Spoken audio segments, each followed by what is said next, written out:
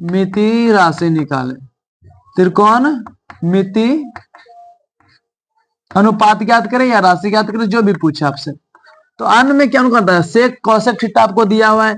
अब बच गया साइन थीटा निकालना है, कॉस थीटा निकालना है, टैन थीटा निकालना है, सेक थीटा निकालना है, कॉट थीटा निकालना है।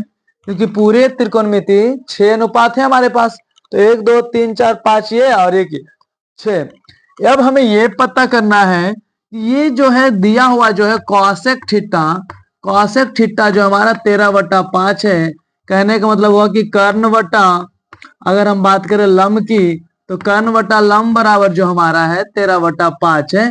इसका मतलब हमारा जो कर्ण हो जाएगा वो 13 हो जाएगा और लंब जो हो जाएगा आपका 5 हो जाएगा।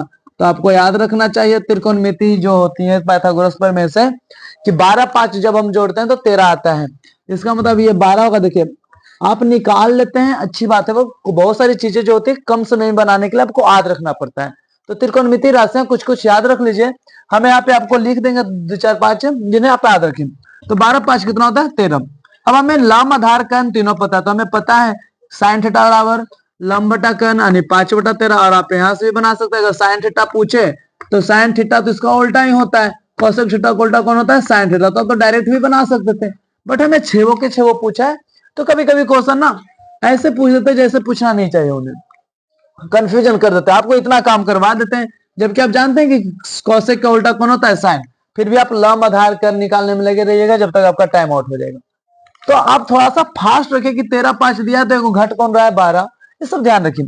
अब ये आधार बटा कर्ण होता है, तो आधार हमारा 12 है, कर्ण हमारा 13 है। ये होता है लंब बटा आधार, तो लंब हमारा जो है 5 है, आधार कितना है 12। टैन का उल्टा सेम कॉट होता है, तो ये 12/5 हो जाएगा। और कॉस के उल्टा कौन होता है सेक, तो ये 13/12 हो जाएगा। इस तरीका से आप कम समय में बना सकते हैं, ऐसा ना। अब अगले टाइप के क्वेश्चन पे चलते हैं।